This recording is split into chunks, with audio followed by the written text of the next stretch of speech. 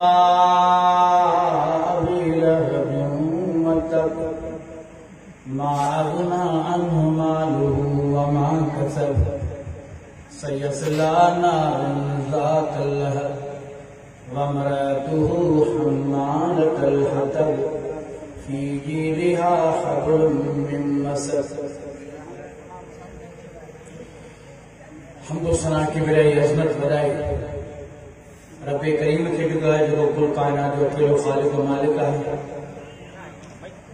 ला तादाद बेहिसाब दुरूद व सलाम आकाए दो जहां मोहम्मद मुस्तफा सल्लल्लाहु अलैहि वसल्लम के नाम नामी ज़ात गिरामी थे। मुझे सामीन बिरादरान इस्लाम वाजिब एहतराम हज़रात असातिज़ा इकराम उलमा इकराम तुलबा इज़ाम अस्सलामु अलैकुम व रहमतुल्लाहि व बरकातुहू। मुख्तसर मुझे टाइम है इन टाइम में गुस्ताख रसूल करीम सल्लल्लाहु अलैहि वसल्लम जे अंजाम बयान कंदुसि। अज़ीज़ो, अल्लाह सुब्हानहु व तआला गुनाहन के डोहन के माफ करने वालों है। कबीरा भी डोह माफ करे सके तो सगीरा माफ करे सके तो, पर गुस्ताख रसूल जो लोह कतन माफ न थो। अल्लाह तबारक व तआला जे तरफां केस मोहलत ना है तो रसूलुल्लाह सल्लल्लाहु अलैहि वसल्लम जी तरफा उनके का मोहलत या उनके माफी ना है। सब का पहली इस्लाम में पहरियों गुस्ताख जेको अबू लहब हुन गुस्ताखी के नबी करीम सल्लल्लाहु अलैहि वसल्लम जे पहले बयान में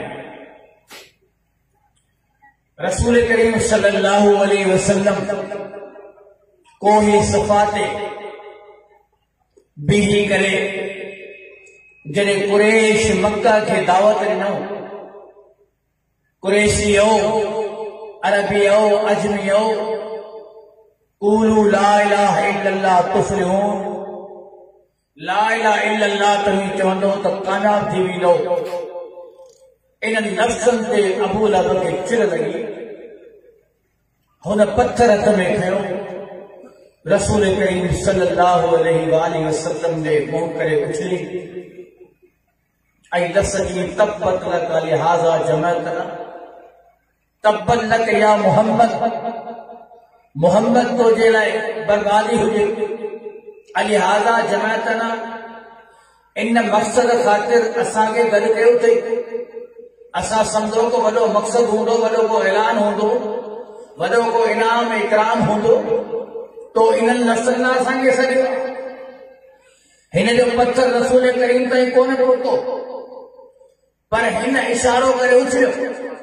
अल्लाह नाराज़ थी पियो। ही आयत नाज़िल थी, ही सूरत नाज़िल थी। तब्बत यदा अबी लहब वतब मा अगना अन्हु मालुहु वमा कसब सयस्ला नारन ज़ातल लहब वमरअतुहु हम्मालतल हतब फी जीदिहा हब्लुम मिन मसद। बर्बाद थी अबू लहब, तब्बत यदा अबी लहब, बर्बाद थी अबू लहब पान भी बर्बाद थी वियो। इन करे जो मोहम्मद करीम ने इशारो करे पत्थर उछलियो दस। छा मजारा अबू लहब के जो रसूल करीम ने पत्थर उछले। अल्लाह नाराज थी पियो। इन लफ़्ज़नि जे करे फरमाई हिन छो लफ़्ज़ चया आहिनि, इन लफ़्ज़ ज़बान मां छो कढिया त तब्बत लक या मोहम्मद। फरमाए इन जी सज़ा तमाम कड़ी थींदी, इहा सज़ा कतन माफ़ न थी। अल्लाह सुब्हानहु व तआला अबू लहब खे सज़ा ॾिनी आहे। कहिड़ी सज़ा मिली आहे? पहिरीं संद पुट जो बयान थींदो, पोइ संद सज़ा जो बयान थींदो। उते बाब नबी लहब जेको अबू लहब जो पुटु पंहिंजे पीउ सां गॾु शाना बेशाना थी नबी करीम सल्लल्लाहु अलैहि वसल्लम जी गुस्ताखी कंदो आहे। हालांकि पाण करीमनि जो सौट बि थींदो आहे, उते बाब नबी लहब ऐं दामाद बि थींदो आहे। अबू लहब एतिरो जल्दी सड़ियल हो, इन लफ़्ज़नि जे करे हिकु त गुस्ताखी कई पंहिंजे पुट खे की घर में की मोहम्मद जी न्याणी जेका तोसां रिश्तो थियल आहे बीबी रुकैया जो उनखे हींअर जो हींअर तलाक ॾे। हालांकि रुख़्सती कान थी हुई, ही तलाक ॾींदो आहे मनहूस। उन खां बाद में नबी अकरम सल्लल्लाहु अलैहि वसल्लम जे साम्हूं अची करे पाण करीमनि जी गुस्ताखी कंदो आहे, हाथ पाई कंदो आहे, हथा के पाण करीमनि जो पहरान मुबारक बि चाक करे छॾींदो आहे। अल्लाह जे नबी जा हथ आसमान ते ईंदा आहिनि, पाण करीम सल्लल्लाहु बददुआ ॾींदा आहिनि, अल्लाहुम्मा सल्लित अलैहि क़ल्बुम मिन किलाबिक, मुंहिंजा अल्लाह हिन उते बाब नबी लहब जे लाइ मुसलत करे छॾिया तुंहिंजे कुतनि मथां हिकिड़ो कुतो, इनखे ईअं चीरे फाड़े छॾे जे मुंहिंजी गुस्ताखी कई बे गुलाम मोहम्मद खे न ईंदायो आहे। अल्लाह जे नबी जे ज़बान मां ॿई लफ़्ज़ निकिरी विया आहिनि बददुआ जा। मुंहिंजा दिलो जॾहिं रसूल करीम जंहिं शख़्स खे बददुआ ॾे उनजो बचण मुश्किल ई न आहे। अल्लाह अकबर। शाम जे इलाइक़े जा तिजारत जे लाइ वञनि पिया। अबू लहब पंहिंजे पुट खे वठी वञे पियो, पर पुट खे नबी करीम जी बददुआ याद आहे। अॻिते वधनि था शाम जे इलाइक़े ॾे, अज़रका जॻह आहे, उन जॻह ते को राहिब रहंदो आहे। अबू लहब पंहिंजे पुट सां ऐं पंहिंजे कबीले सां तिजारत जे लाइ उन जॻह ते पड़ला वेठो आहे। राति जो टाइम थी वियो आहे। राहिब चवंदो आहे, अबू लहब तूं कहिड़ी जाइ ते आयो आहीं? हिन पहाड़ में बयाबाननि में ईअं जानवर कीड़ींदड़ फाड़ींदड़ रहनि था जीअं बकरियूं रिढियूं रहनि थियूं, तूं कीअं जो हिते अची रसियो आहीं? हाणे तव्हांजो ख़ैर न आहे, पंहिंजी हिफ़ाज़त कजो। ईअं न चइजो त राहिब इतला न।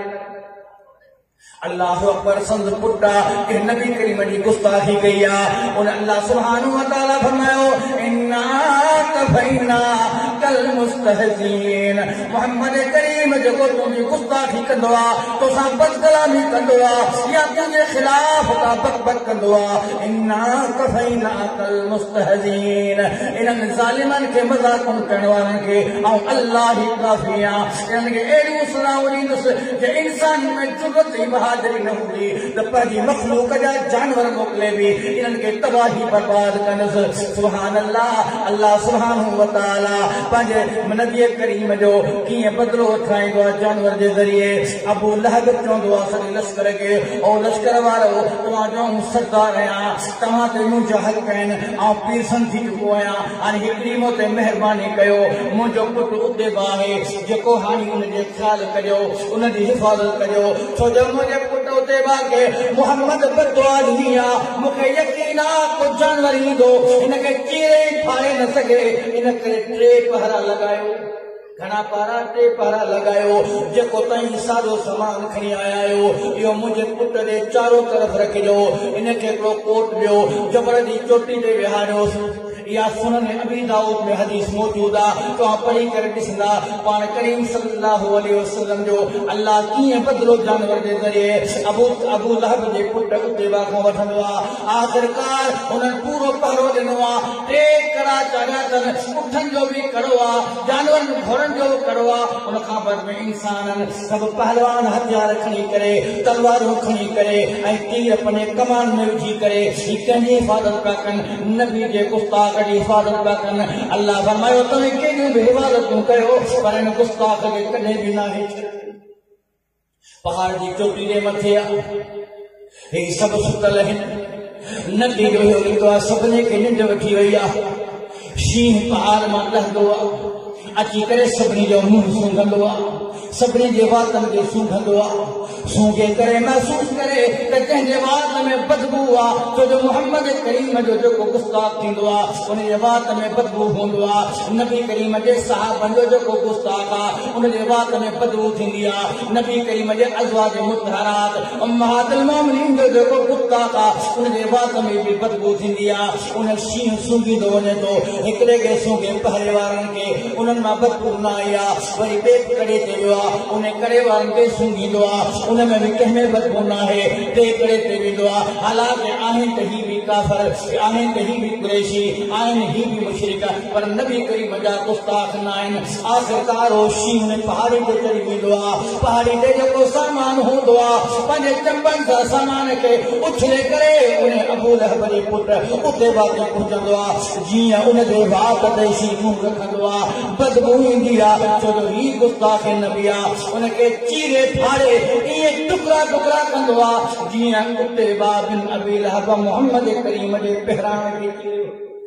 अल्लाह सुब्हानहु व तआला पंहिंजो बदिलो ॾेखारींदो आहे अहिड़े नमूने सां हाफ़िज़ इब्न अस्कर कसीर रहमतुल्लाह अलैहि पंहिंजे किताब में लिखंदो आहे अल्लाह सुब्हानहु व तआला कुते जे ज़रिए पंहिंजे नबी करीम जे गुस्ताख खे सज़ा ॾिनी आहे मुग़लनि जे प्रेम में हिकिड़ो मुग़लनि जो अमीर आहे जेको मुसलमानी छॾे करे ईसाई क़बूल कंदो आहे उन्हनि ईसाई पादरी छा कयो आहे जो वॾी कॉन्फ्रेंस घुराई अथसि उते सारा माण्हू घुराया अथसि ईसाई घुराया अथसि मुसलमान घुराया अथसि वॾी कॉन्फ्रेंस में उन ऐलान कयो आहे आला क़िस्म जा काम तयारु कया वञनि आला ख़तीब अचनि आला मुबल्लिग अचनि इहे सारा मुबल्लिग अची करे बयानु कनि ऐं इस्लाम जे ख़िलाफ़ कंदा आहिनि जीअं असांजूं दिलियूं ख़ुशि थियनि उते कुतो पादरी जो पास में शिकारी बदल इहो थी करे मुबल्लिग नबी करीम सल्लल्लाहु अलैहि वसल्लम जे शान में गुस्ताखी कंदो आहे कुतो पंहिंजी ज़ंजीर छलाए करे उन ते हमले आवर थींदो आहे तव्हां ॾिसो उहो किताब में मौजूद आहे उन किताब में अज्जुल